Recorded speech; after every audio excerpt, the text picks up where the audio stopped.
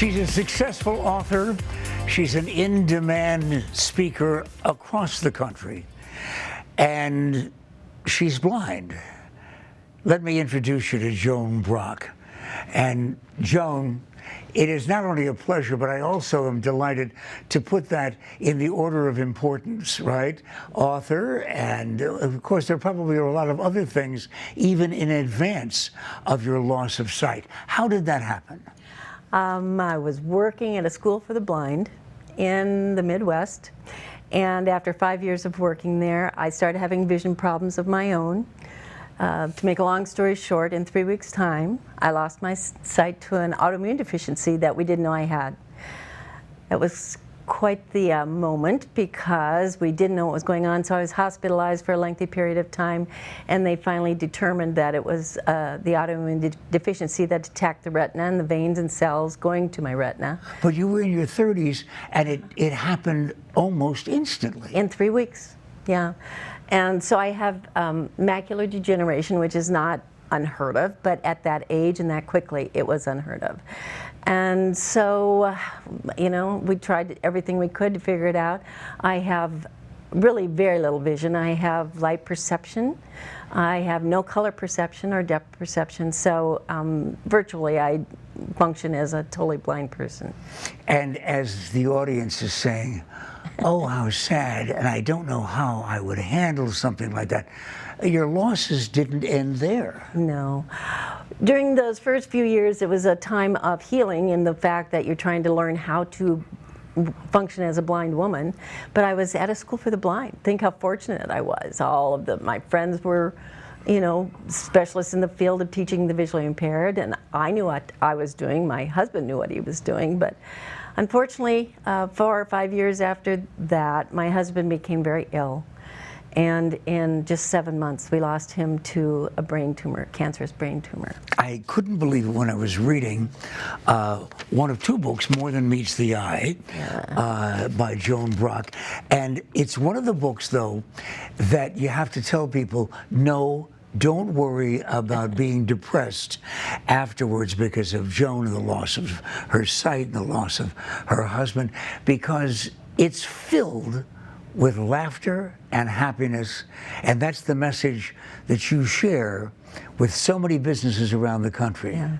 Well, we all, I would imagine that even any of your viewers would be going through difficult times right now in a variety of ways in our country, but it's how you choose to deal with it. I had a little girl, and I had to find a way to lead a positive, productive life.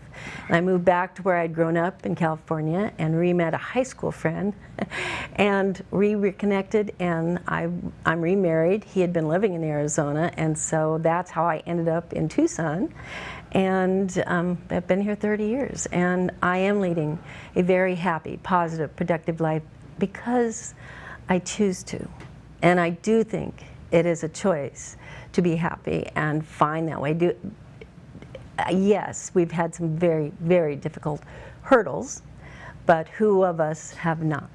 And it's really the choice that we're going to make and how we're going to get through all these difficult things. And that's a lot about what my speeches are about and a lot about what my books are about. Your life now, though, is filled with excitement and travel and talking to organizations like what? A lot of life insurance, education, because I was teaching at a school for the blind, medical, family, faith conferences, a little bit of everything I can adapt it to.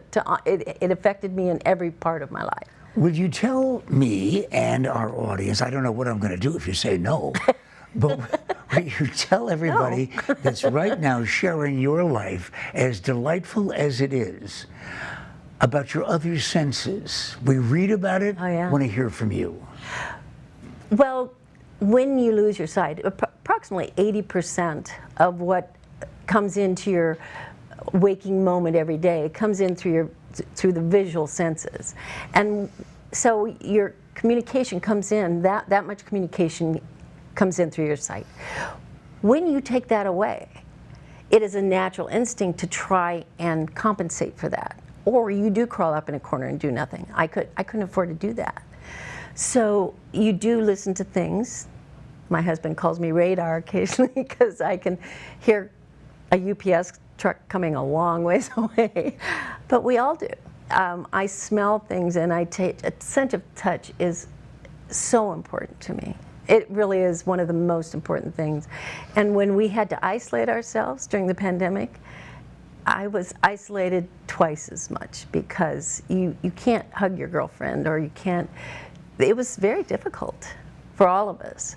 But your senses play such an important part of completing the picture, and you just have to try and open your mind and utilize those. I use my sense of touch and the smell and the taste and hearing, of course, every minute that I'm awake. You know, it's just part of my life now. And when Joan Brock is at home looking for a hug, if I can find him.